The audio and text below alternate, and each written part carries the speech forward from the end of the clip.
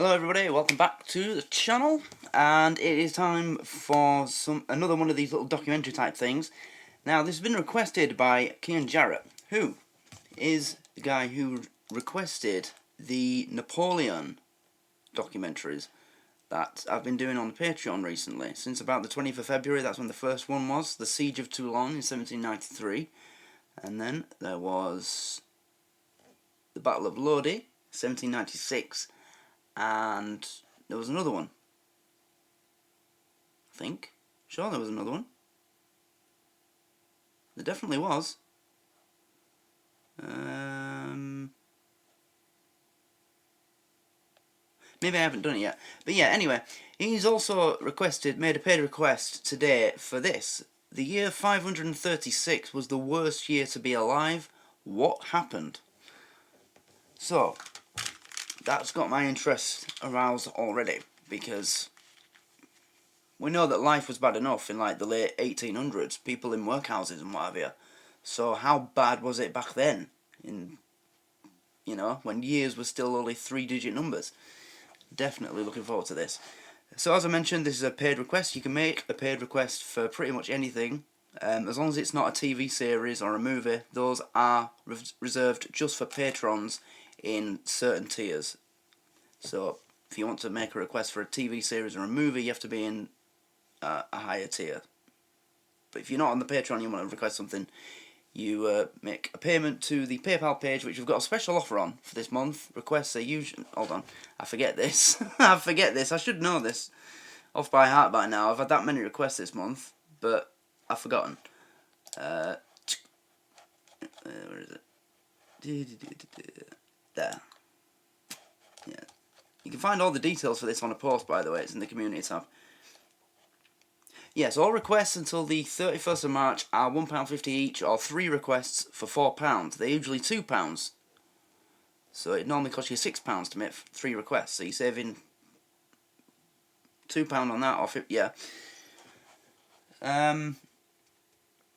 So, we'll check this out. Looking forward to it. Let's go. Why was year 536 was the worst to be alive? What happened? The term worst year ever gets tossed around a lot these days, mostly on the internet, and for reasons like, I was disappointed in the latest Star Wars movie. But scientists and historians have actually argued that no year in the long history of this planet was worse than the year 536. Really? While, sure, there have been plenty of worthy contenders for the worst year ever over the course of history, no single year has had more of a measurably bad impact for the decades that followed.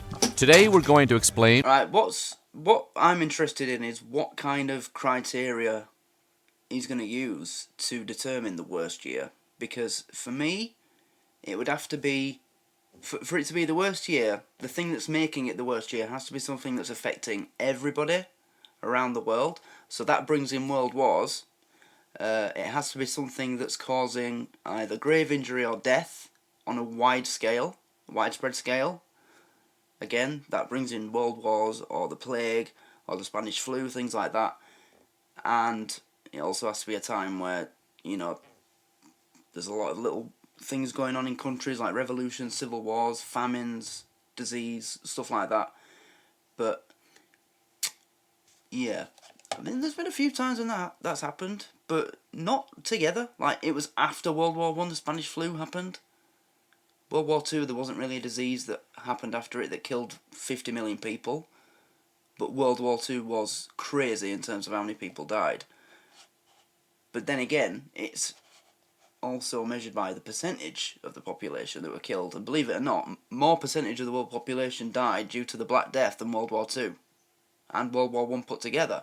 So, it won't surprise me if he didn't even consider either world war, because in terms of percentage of world population, it wasn't as bad as some other things that might seem not as bad.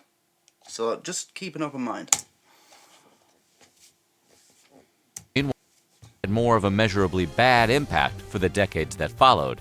Today we're going to explain why the year 536 was the worst year to be alive. But before we get started, be sure to subscribe to the Weird History channel. Oh, and leave a comment too, again, and let us know World what piece War of II. history you would like us to The explain effects next. can still be felt today. Okay, now let's settle this once and Still for finding all. no exploding Year bombs 536, all over the place and- worst Anyway. year ever. Let's do it. A fog While descended serving and as a lasted military for months. advisor to Belisarius, one of the Byzantine Empire's most distinguished generals, Byzantine historian Procopius noticed some trouble was brewing in the air while traveling with his boss in Sicily in the year 536. He wrote of a sun that gave forth light without brightness, during like the moon, during this whole year, and it seemed exceedingly like the sun in eclipse. For the beams it shed were not clear, nor such as it is accustomed to shed. Translated, it was all dark outside, like all the time. He, of course, wasn't the only one to notice the sun appeared to be in a mood during 536.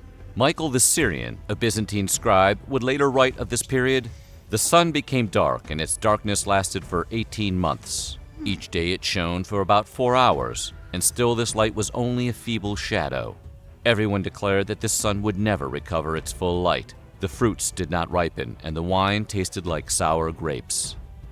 This wishy-washy sun situation cast a non-metaphorical dark cloud over the globe that darkened the sky for at least a full year in 536.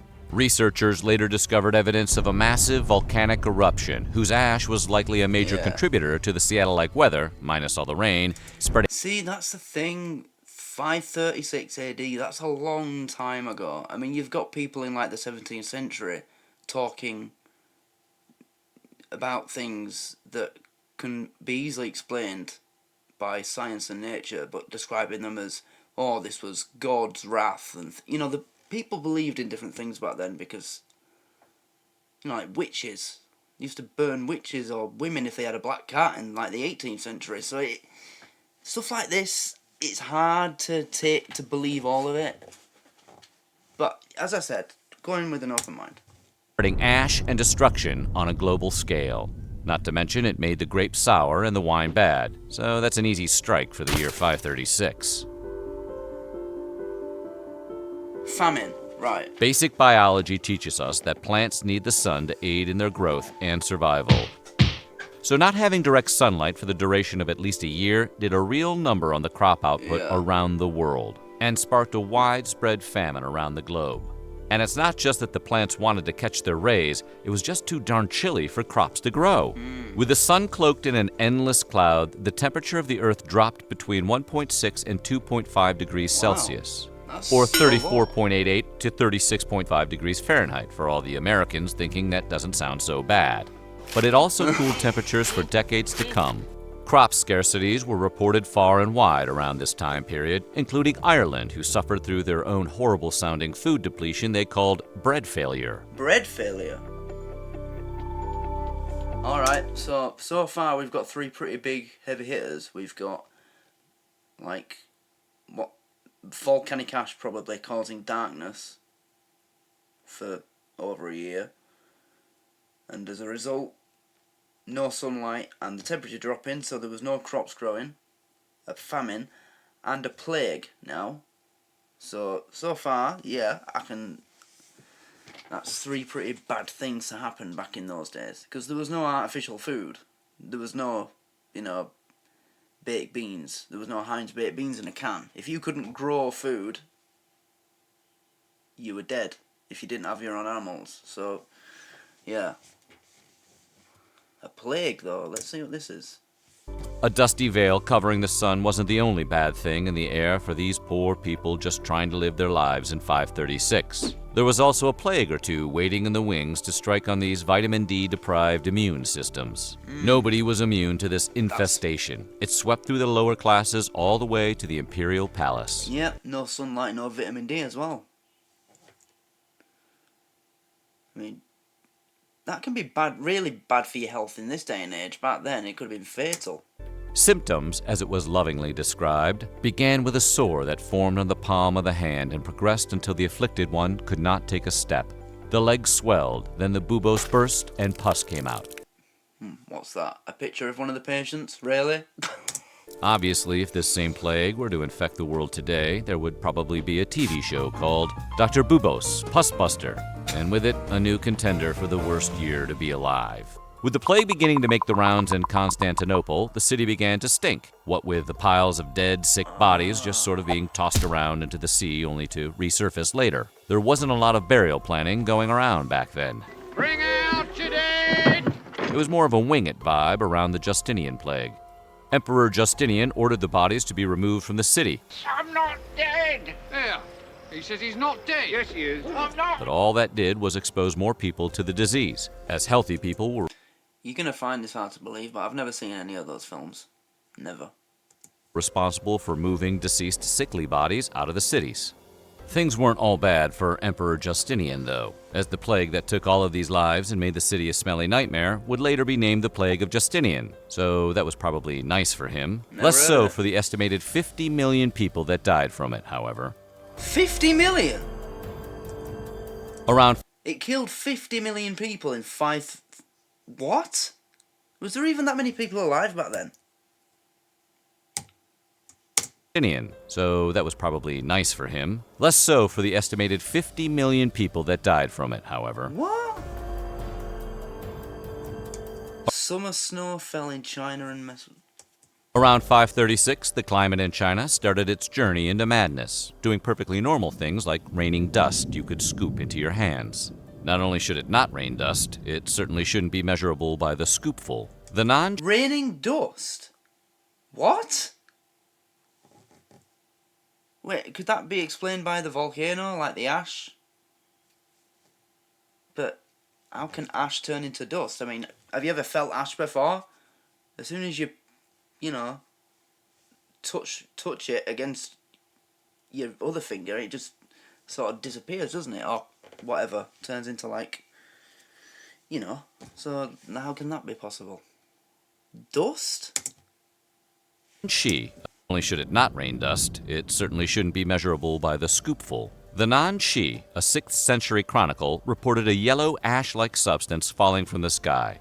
They named their freak weather Hui, or dust, and said it was yellow in color. Yellow. Whether this was volcanic ash or just some random, unexplained climate reaction is not known. Right. However, this was just the beginning of China's climate disruption. The chronicles of the southern dynasties reported on a rare summer-winter weather event with frost in the midsummer and snow in August. Like a Southern California girl in Chicago in January, the crops were not here for this cold snap. Summer crops were destroyed, and the city of Xingqiu, along with others, were thrown into a deadly famine that lasted for 2 years and resulted in the death. 2 years? With others, were thrown into a deadly famine that lasted for 2 years and resulted in the deaths of around 70 to 80% of the population. 80% of the population? Now, you see, that's what I mean.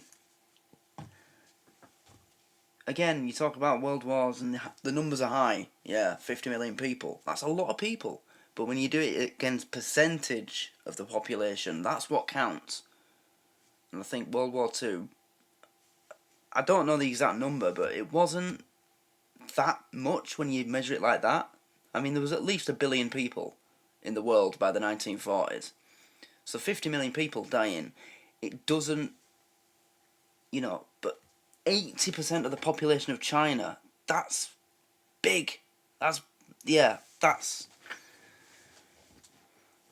wow. Don't know what to say about that, really. Years, and resulted in the deaths of around 70 to 80% of the population. Volcanic eruptions made things worse. Researchers discovered evidence deep in the ice sheets of Iceland and Greenland that indicated a major volcanic event occurred around 536. Volcanic eruptions in Iceland in 540 and 547 Iceland. thrust people into the literal dark age. They've just had another one in Iceland recently, haven't they? Isn't it called Reykjavik, the volcano? It's named after the city? Or is it Keflavik? I don't know. But yeah, that's recently erupted. I saw a video of people swimming in, the natural ice. They just swim in the freezing cold water because apparently it's really good for you. And you can just hear this alarm going off and people running away. It's quite crazy, actually. But they're used to it because it happens so often there.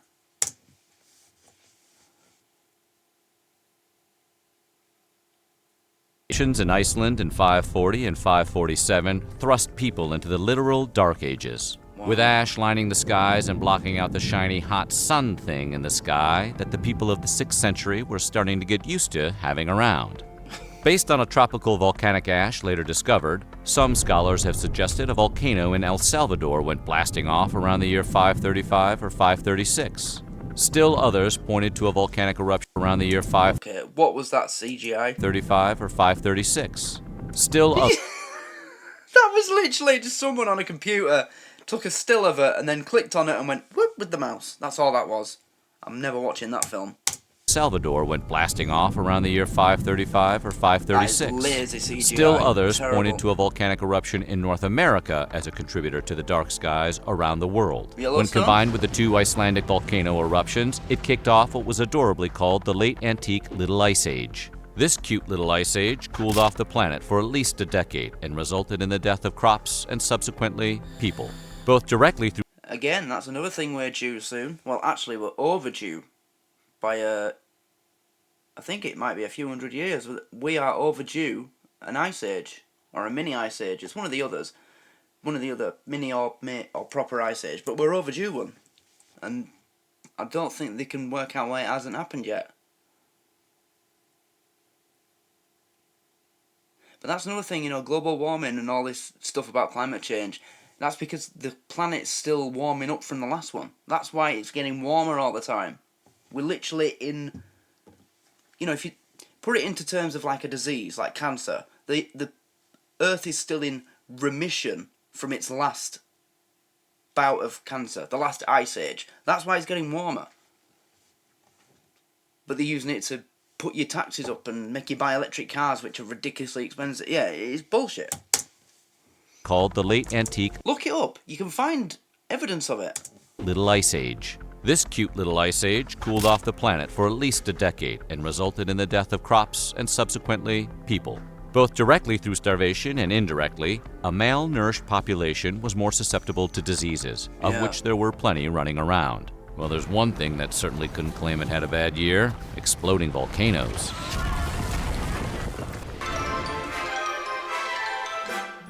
By the time the 6th century rolled around, the Roman Empire had migrated east to Constantinople. And, under the guiding hand of Emperor Justinian, the Romans sought to get back to the glory days of the empire. Much like a high school graduate who still hangs around campus and wears their Letterman jacket. I mean, it is pretty cool. Though some of Justinian's generals saw success in this cool goal, most notable Belisarius, who fought against several different armies including Goths, Vandals, and others, Justinian himself couldn't mirror the success due to constant uprisings and imperial instability. Those pesky uprisings always getting in the way of success. To add sickness to war defeats, the Byzantine Empire would never fully recover from the disease and famine sparked by the events of 536. The Byzantine Empire lost between 35 to 55% of their population in the year 541, once the bubonic plague moved in and did what the plague did best: killed depressingly high percentages of entire populations. The bubonic plague. Is that when that happened? Right, okay. And all the stuff that's been mentioned up to this point that's happened already? Yeah. Okay. Historians believe the plague could have been transported by plague-infested rats hitching a ride on military trains during this attempt to bring the Roman Empire back to its peak, which clearly backfired. I hate mice and rats. I just wish we could come up with some kind of chemical that kills all of them. They provide absolutely nothing beneficial to us as a race or the planet. Just kill them all. And you know what else I hate? You know the YouTube channels of people who keep snakes? And they put videos on their channel of their snake biting a mouse or a rat and then eating it. And it's just, you just get the comments from people saying, oh no, the poor man. They're going about nature and stuff, Just let nature do its thing. That is nature. What do you think snakes eat in the wild? The horribleness of 530... Reportedly Peruvian. That's on the The opposite planet to horribleness the of Roman 536 Empire. didn't Peru? discriminate. The Moche civilization of Peru wouldn't count 536 as their banner year either. The Moche civilization, a once dominant force in the region, were known to be avid fishermen and developers of an advanced irrigation system that allowed a variety of crops to grow. Their agricultural talents were the backbone of their economy, but the weather conditions in the 6th century caused their pocketbooks to take a deep hit.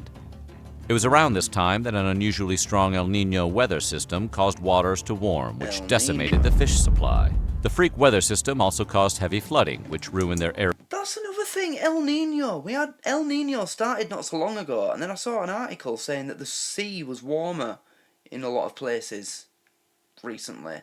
And they were going on about, oh, climate change, oh, blah, blah, blah. No, El Niño, that's what it does. It warms the sea up. Calm down.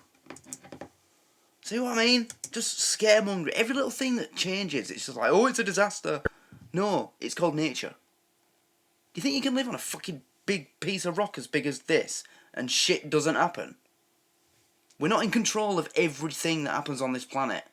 Deal with it. Fuck me. Which decimated the fish supply. The freak weather system also caused heavy flooding, which ruined their irrigation. Decimated the fish supply. The freak weather system also caused heavy flooding, which ruined their irrigation systems and devastated their ability to grow enough food to feed their people. People, probably tired of listening to Twitter users claim X and X was the worst year ever, a group of scholars set out to set the record straight once and for all. Harvard historian Michael McCormick and a group of scholars decided to science their way out of the age-old question, what was the worst year to be alive? Initially, however, this was not the ultimate goal of McCormick and his group of 12 interdisciplinary scholars. The group came together to study metal usage, coinage, and changes to the 7th century monetary systems.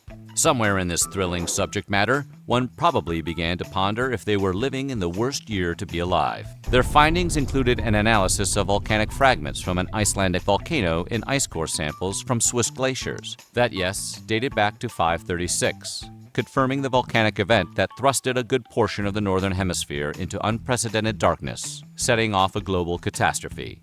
Yeah, but in... That's what they're worried about with Yellowstone, isn't it? They say that if that goes off, which it's also overdue to do by about 30,000 years or something, half the world will be in darkness for years. That's what they think is going to happen. 1998, both Armageddon and Deep Impact were released, and people had to choose between which two asteroid-based action movies they liked best. That's a tough year. The planet left behind plenty of evidence of climate trauma that resulted in a chain of climate events that spiraled over into real human suffering. Remember, we only chain of climate events that spiraled over into real human. Look at these Jesus, what are these pictures from? They look... I can't even tell what nationality they are, even vaguely, because they don't look like they're alive. They look like they're starting to decompose. But they are alive. They're obviously alive, because this guy's sat like that. You can't do that if you're alive. Your body just wouldn't stay up like that. Look at these kids. Jesus, what are these from? Oh, God, that's awful.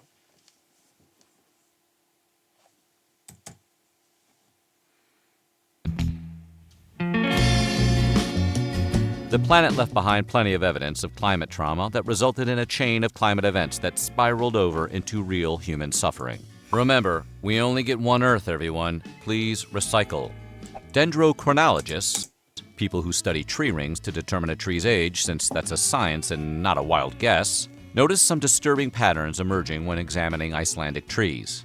The rings indicated a period when the tree's growth had slowed, suggesting a significant cool-down had occurred around the middle of the 6th century. This, combined with the newly unearthed ice core evidence discovered in 2018, helped date the time of the catastrophic event that ruined Earth for a little bit, to the year 536. In researching for the worst year to be alive, things weren't always so bleak. In fact, the research started by our friends at Harvard ended on a positive note.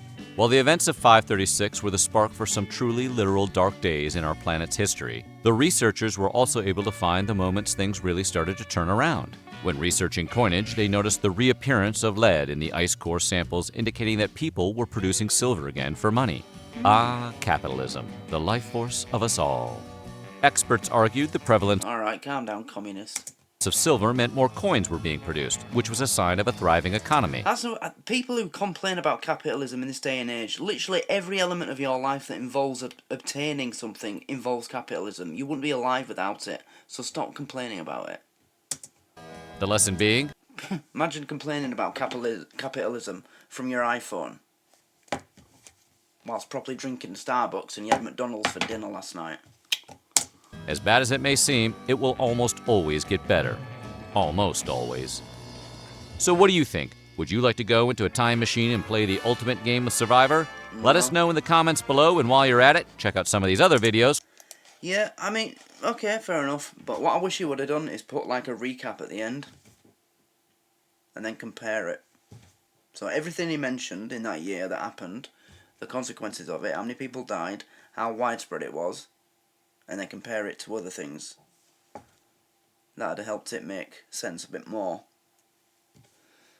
But, yeah, I mean, a lot happened that year. It makes sense. I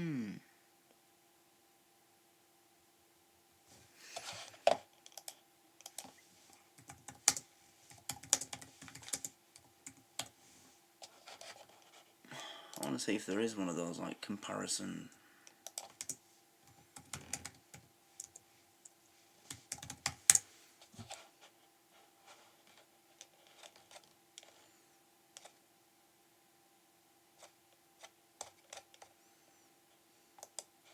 Volcanic winter.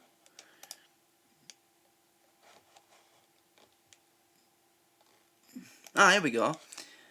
There was a worldwide dust cloud that blocked out the sun for a full year, resulting in widespread famine and disease. More than 80% of Scandinavia and parts of China starved to death, 30% of Europe died in epidemics, and empires fell. No one knows what caused it. See, that perspective, that makes more sense. When you put it in percentages and where it happened, yeah, that makes sense.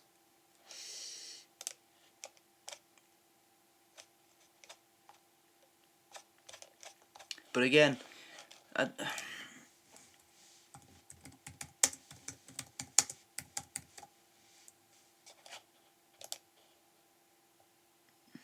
see, the Black Death killed 30 to 60% of the European population, 33% of Middle East.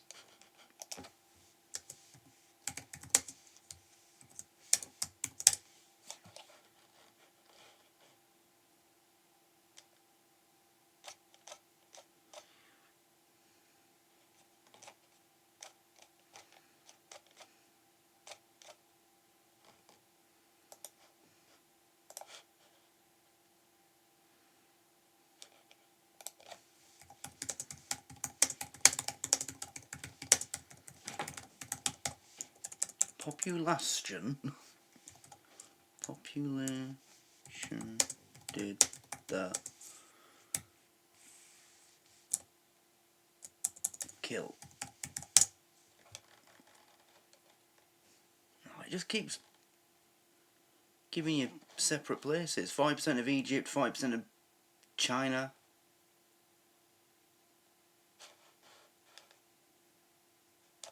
$52 million. A mortality rate of 65%.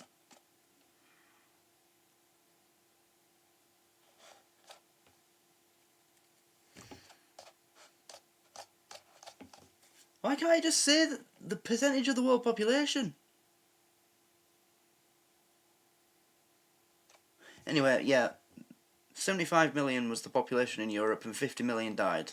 So, that, I suppose that's a bit of a perspective.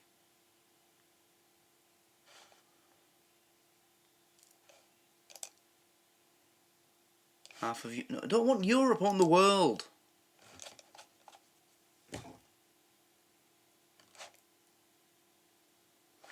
Yep. Right, sorry. So, yeah, thanks to Kean Jarrett then for requesting that. That was really interesting. But, if anyone can find me the exact figure of the world population that the bubonic plague killed, the worst time. But I would like just a bit more detail on the year 536. Just for me to decide if I agree with this guy, if it's the worst year ever. But he makes a good case. Things happening in China, things happening in Europe, Peru, here, there and everywhere, yeah, fair enough. But I still think the plague was worse. So I'm sure it affected more of the world collectively, and that's how I'd measure something, how bad something is. But I don't know the exact figure, because you can't find it, as you can see. I've just tried to find it and I couldn't. But I'm going to end it there. So thanks again, Kian, for requesting that. Really interesting, I enjoyed it. And I've got your other two requests that you've made. In fact, by the way, you know, the one that you made for the next episode of that show, I was going to do that at some point anyway, so I suppose it gives me a good excuse to get it done quicker now, so thanks for that one. And the other one that you've requested, I'll get that one done too. Yeah. So, thanks everybody for watching, and like, subscribe, and if you want to request something like this, a cool little documentary like this, I love watching them, and go right ahead. Just check the details in the description of making requests. Take advantage of the special offer that we've got running until the end of the month, and go check out the post for all the special offers that we've got going on in March. There's also a special offer running until May, but it's a bit more specific, so instead of me explaining it here, just go read it for yourself. It'll be better for you, trust me. There's a lot to go through. So yeah, thanks for watching, and I'll see you next time. Goodbye.